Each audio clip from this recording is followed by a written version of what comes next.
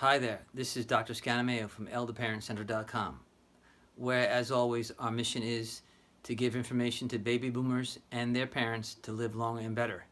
Today we have a very important topic, and that's dizziness. Dizziness has to be in the top 5 of complaints of older people and can cause debility, falling, and fear of walking.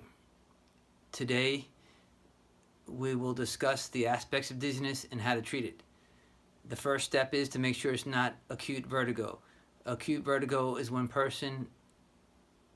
a person lies down flat, looks at the ceiling, and it begins to spin. That needs to be seen by a doctor. The second thing that we should do is the second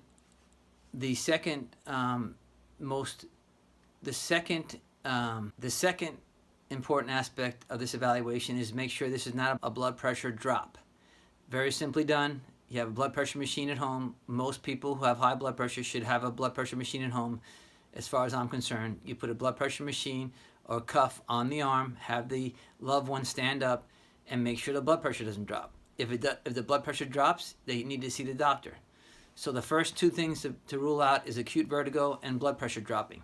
Those two need to be seen by a doctor. Now we're going to get into the most important aspect of the evaluation for dizziness. Unsteadiness, lightheadedness, and dizziness basically come in under the same category.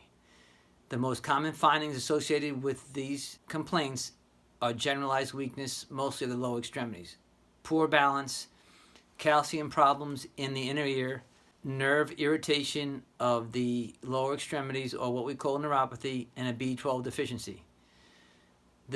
What we're trying to point out here is that the brain basically does not know where it is in conjunction with the arms and legs in relation to the floor. The brain does not know where it is. First step in the treatment and evaluation. Number 1, again, make sure the blood pressure is not dropping. If it is dropping when a person stands up, that can cause dizziness, and that needs to be seen by a physician. Number 2, do not take Valium or Meclizine. These two drugs will decrease the already compromised reaction time and reflexes of older people. They do not help dizziness in general. Number 3, Google a home safety checklist. Look around the home, make sure it's safe, because dizziness, unsteadiness, and lightheadedness can cause falls very easily. Look for poor lighting, make sure there's grab bars in place, and put a commode next to the bed if needed. Number 4, exercise. Exercise in general for the older population will help many ailments. We recommend general physical fitness, walking, and calisthenics. In relation to this problem of unsteadiness, a lot of people benefit from visiting a physical therapist who specializes in balance. They will go over walking safely.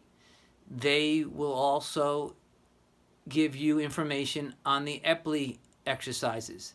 These are exercises you can learn and do at home, and they will help the calcium problem in the inner ear, which we talked about before. The last thing is to make sure you take extra B12, and that's usually taken on an empty stomach in the morning. This is Dr. Scanamayo signing out for elderparentcenter.com. Thank you for your attention.